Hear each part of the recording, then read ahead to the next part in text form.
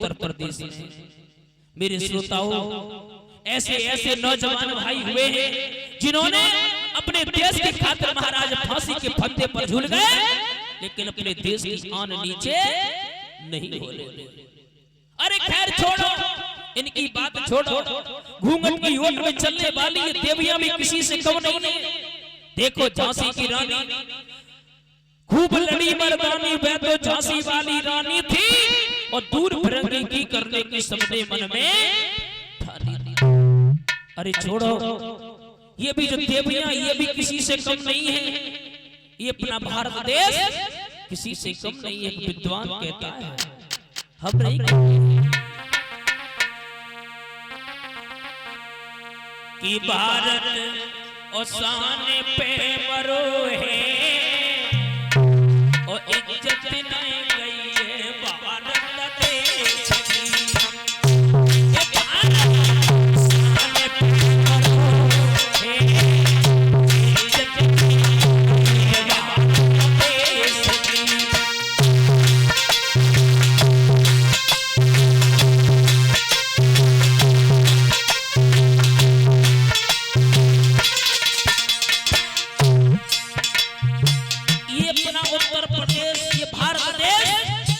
हमेशा शान पर मरा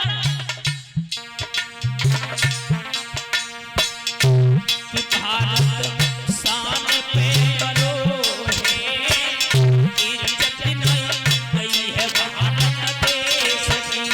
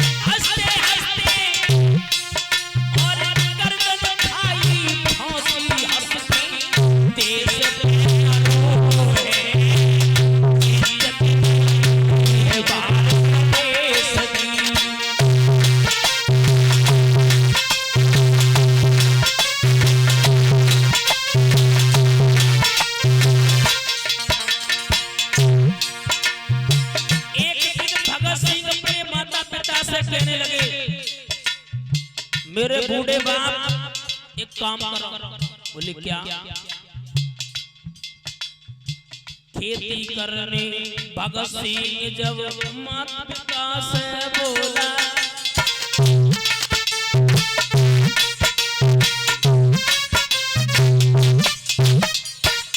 खेती करने जब भगत सिंह है तो माता पिता से बोले सुनो, खेती करने भगत सिंह जब माता पिता से बोला, क्या बोला? मक्का बाजरा कोई मत पाइयो, मक्का बाजरा कोई मत पाइयो, बाबा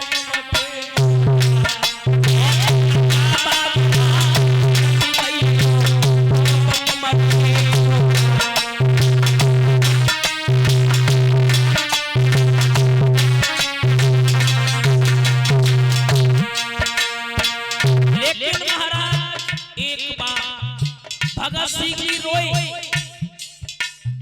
भगत सिंह भी एक बार रोए। कब रोए? जब इनके गुरु स्वामी दयानंद सरस्वती को अंग्रेजों ने फांसी दे दी थी। अरे भैया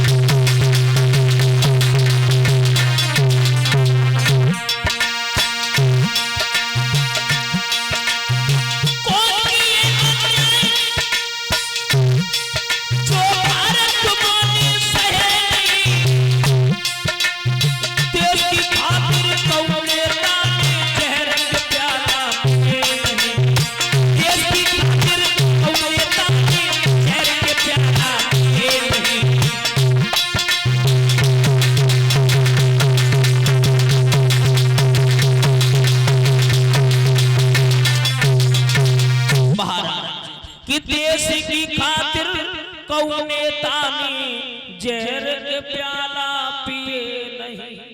एक बात और बता दे, अपने भारत देश को अगर नीचे गिराने वाले हैं तो जिन नेता लोग, नेता कुछ कहो नहीं जाता है। आज के नेता ऐसे हुए, नेतन की बात तो छोड़ो। एक नेताजी ने, मेरे उधर एक नेताजी हैं, जब चुनाव आते 5 बीघा खेत बेच लेते, वन प्रधान बनाए पाते हैं। हाँ, नेतन की बातें तो बड़ी अजीब होती है। एक नेताजी रहे, जब उन्हें किसी पार्टी ने सपोर्ट नहीं किया, मन में विचार किया नई पार्टी का नया झंडा और सबसे अलग अपनी पार्टी बनाएंगे। मेरे श्रोताओं, भाग करके विधुना गए और जाए के कपड़ा फरवाओ और कपड़ा लेके घर पहुंचे। धर्मपत्नी से कहिए एक झंडा बनवाओ। माताओं, धर्मपत्नी ने कहा काम करो, झंडा बनवाए दो।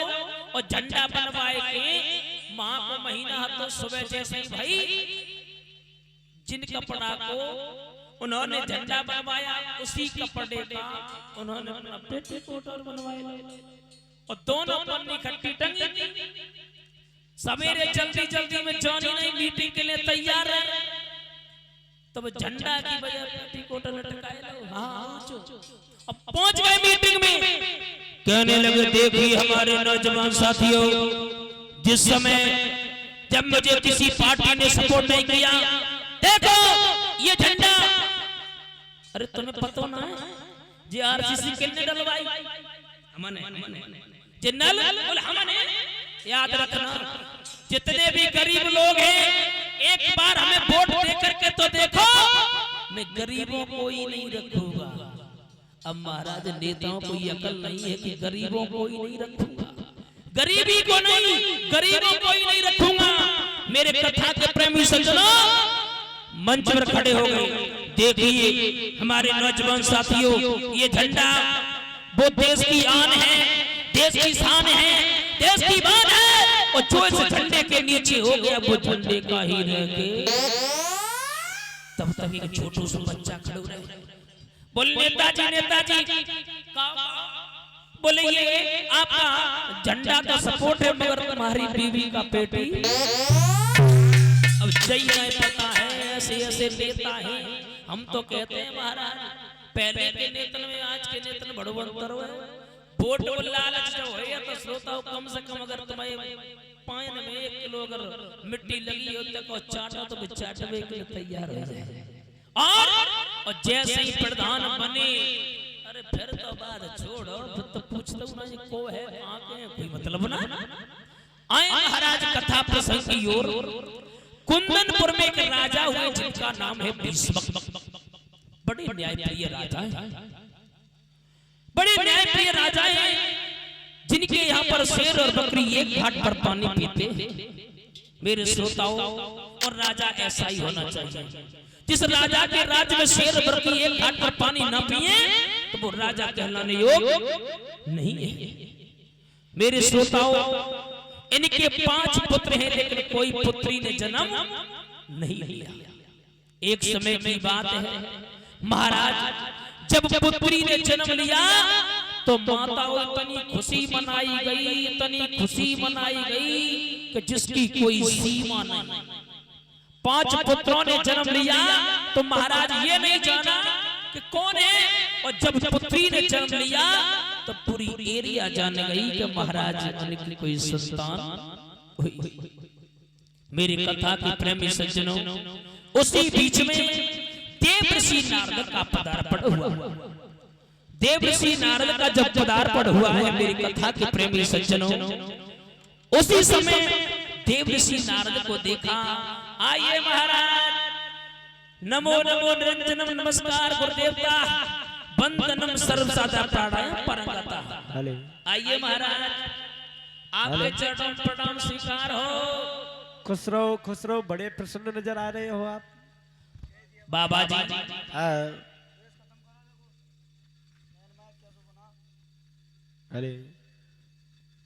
अरे